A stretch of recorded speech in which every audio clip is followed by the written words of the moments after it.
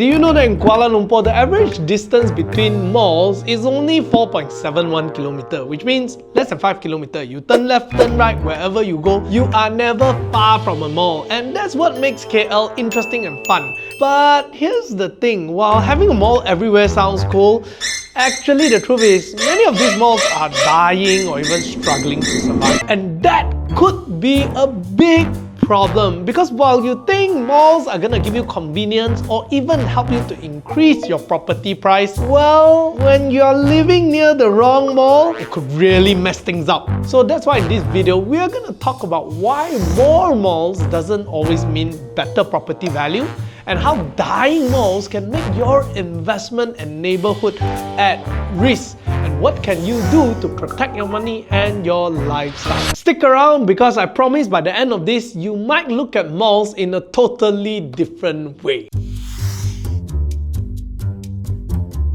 Whenever people talk about property that's near a mall, they will always say this: "Wow, your property is so near a mall, very convenient, no?" This means your property price will likely increase, right? But guess what? Actually, just because your property is near a mall doesn't mean that your investment value of your property will go up. It doesn't mean that it will help to make you rich, right? Because if the mall is empty and their shops are closing and it is defunct, your property value could actually go down. Imagine living beside a mall that is empty and looks scary. So the truth is this: while many of you who are looking at property investing, you may see a lot of developers always advertise their property is near a mall, and they say as long as near a mall, it's going to be good for a property. Well, what they're not telling you is this: as long as your property is near to a mall that is well managed, then yes, your property prices could go up. But if it is next to a mall that is badly run,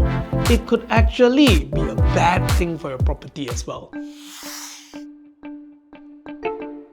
Now let us start by talking about the kind of mall that is good and the kind of mall that is bad. And what's better than to start with the bad news first? Let's first start by talking about malls with fragmented ownership. What does it mean? It means that when the mall is being built up that time, the developer decided to sell each of the units inside the mall to different owners. So imagine when you walk into mall ABC, while there's 2 rows of shops there is actually 2 rows of different owners. Let's say there's 10 shops, there could be 10 different owners. And what's the problem with it? No issue, right? Because last time we like to build malls and then they like to sell to different people, and then each unit owned by different people because they help you to collect rent and stuff like that, right? But the issue is this with the mall: it is good for the people who own it, but not good for the mall. Why? Because everyone gets to choose to rent out to the different kind of shop as they wish. It is not coordinated, it is not good. Imagine you walk to one floor in the mall and you see all florists, or either you walk to one floor,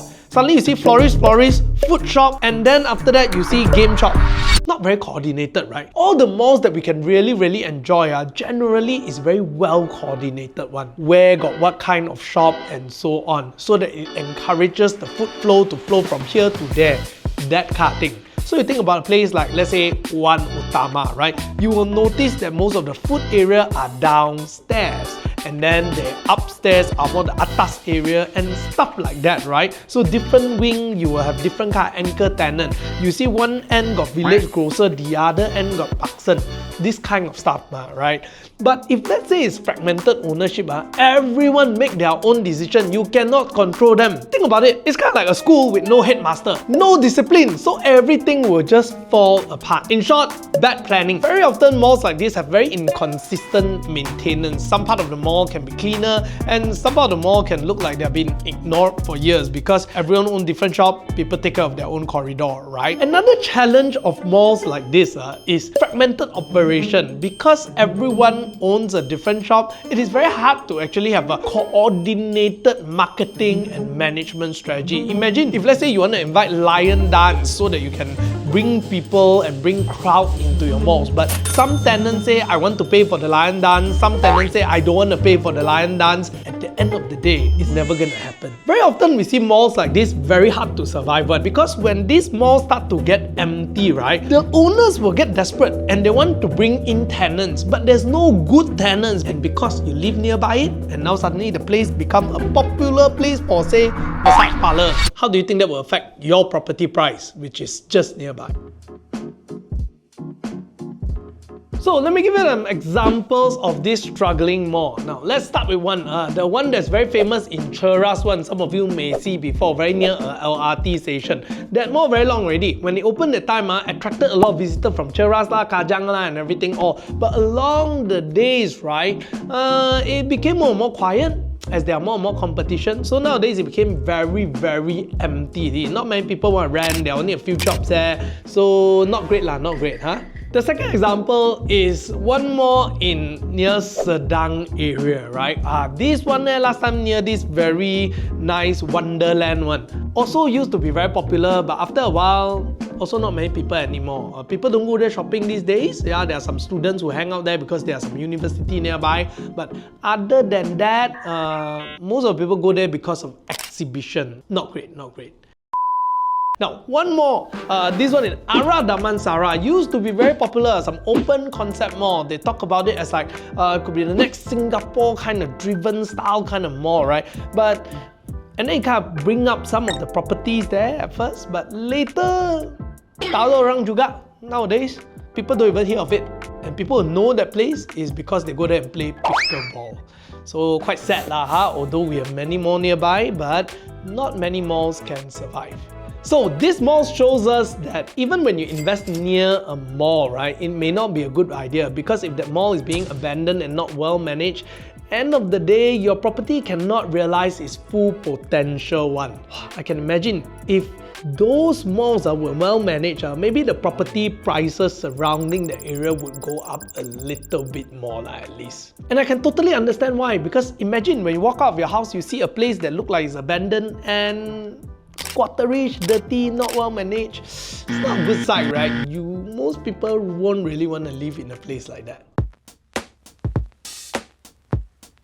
Alright, enough whining about all these dead malls. So let's talk about something good. Now, at the end of the day, what really drives up the value of property? Well, mall could be one of them, but that is not the main reason. I would say it's about spaces. It's about a well-designed space, which malls are part of the whole planning. It's best to think of it as a community-driven space. Place where people can live, can work, can connect. A third place, right? Developers who focus on creating these kind of spaces, they know very well that it gives people a chance to socialize, to interact, and therefore producing a higher quality of life. Here's how it works. Imagine a particular neighborhood which has quite a lot of open space. It has parks, green areas are super important because it's not just for the look, it's for well-being as well. Think of somewhere like Desa Park City, or even Bandar Utama actually have a central park there as well, right? Places like this allow people to walk, to run, to relax, and not just a mall alone. Another part of it is walkability. Let's be honest, driving everywhere or grabbing to everywhere is quite a pain in the ass, right? We want places where we can just easily, conveniently walk to location. Think of places like Jalan Telawi in Bangsa, Mont Kiara. It feels like you just need to come out of your house and you can walk to places. And there's this connectivity feeling. The next thing is a well-planned commercial space. And some malls, having said that, take that to the next level. Like the Bangsa Village Community Club, right? It is more than just a neighborhood. It is a place where people meet, volunteer, hang out together, and belong there. So it's not just a physical mall, but curating a community. The bottom line is this. What I want to say is that when you want to curate a space, it's not just about building malls. It's about building communities so that people can live, they can thrive there. And when community thrives, right, property value will go up. And we have seen good examples like Desa Park City, which has park, walkability, F&B. Hatamas is one of them, although I'm not sure whether Hatamas was accidental or well-planned.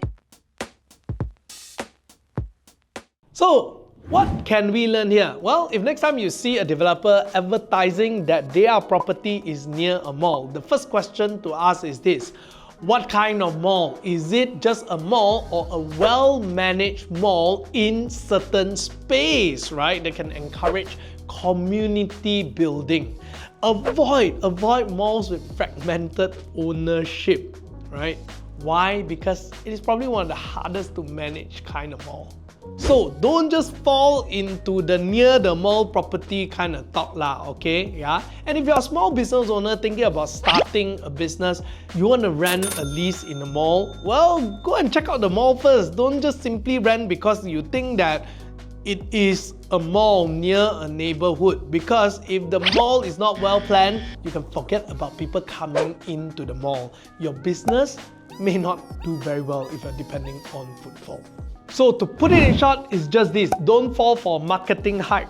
Question everything, alright? So end of the day, please do your homework if you're ever planning to invest in a property near a mall. Look at the management, because if it's not a management that's sustainable and will not be able to manage the mall well, you could end up be in big trouble, because if the place is abandoned, it definitely doesn't feel good, right? It feels unsafe, it feels scary, and if let's say you get the wrong tenant, it can get mixed up with different kind of people in the neighborhood that you do not want them to be there.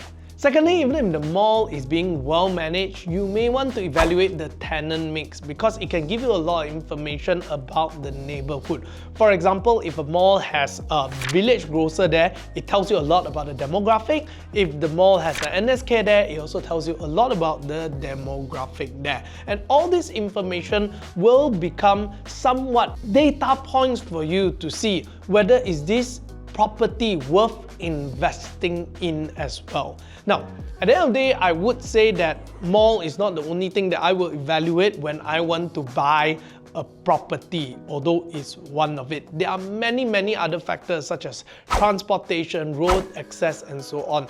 If you are interested in us making a full video talking about how to discover good properties, or how would I think that that is a good property, well, let us know in the comment by putting a house icon. Anyway, if you enjoyed this video, do hit the like and subscribe button, and I will see you in our next episode.